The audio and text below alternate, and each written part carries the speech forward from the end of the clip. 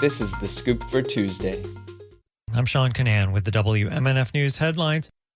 The Surgeon General of Florida wants to take away your right to choose an mRNA vaccine against COVID-19. The Tampa Bay Times reports on an exchange between Joseph Ladapo and a podcast host. Ladapo was asked about this month's announcement by Florida that officials intended to end all vaccine mandates. He said the controversy was overblown because, with one possible exception, vaccines would continue to be available to people who want them. Then, apparently referencing COVID-19 vaccines, Ladapo said, the goal with the mRNA is for that one not to be available to anyone because no one should be using that one. Floridians can now openly carry firearms without the fear of getting prosecuted.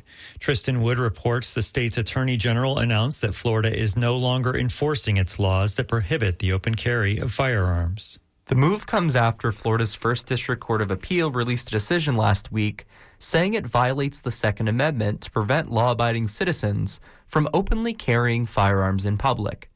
Attorney General James Othmeyer released a statement saying the ruling means state law officers should no longer enforce Florida's open carry ban, and he says he won't appeal the ruling to the Florida Supreme Court.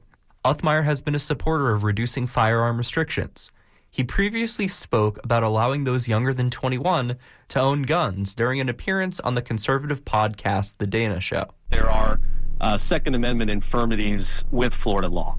When it comes to restricting the right to keep and bear arms, which is very clearly a right enumerated in our Constitution, any government regulation really has to be consistent with founding era regulation.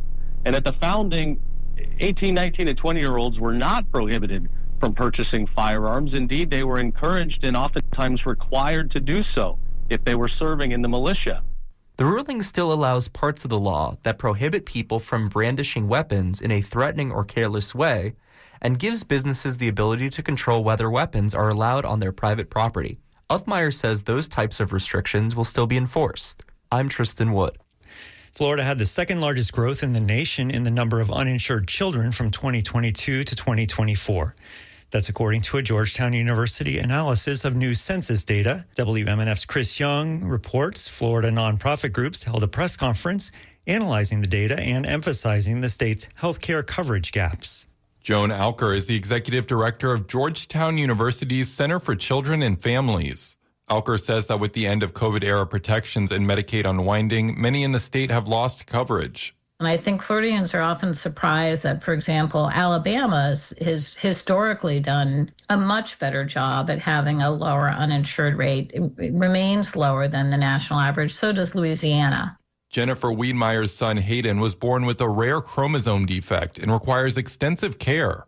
She says when Hayden was dropped from Medicaid in 2023 due to income limits, many of his doctors and therapists were no longer covered, and they've missed various important appointments. We are a one-income household, and like so many Florida families, we are struggling to stay afloat and doing all that we can. But without reliable and affordable insurance for children with complex health needs, families like ours are being forced to choose between care and survival. The Florida Policy Institute encouraged people to reach out to state legislators with their stories of healthcare coverage. Chris Young, WMNF News.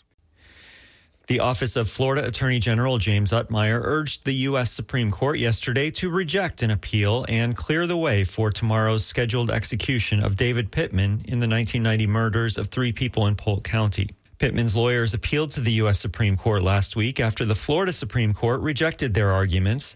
Pittman's lawyers have argued that he should not be executed because he has an intellectual disability, and putting him to death by lethal injection would violate the U.S. Constitution's 8th Amendment ban on cruel and unusual punishment. But yesterday, the Attorney General's office disputed that Pittman had an intellectual disability. If he is executed, Pittman would be a record 12th Florida inmate put to death this year.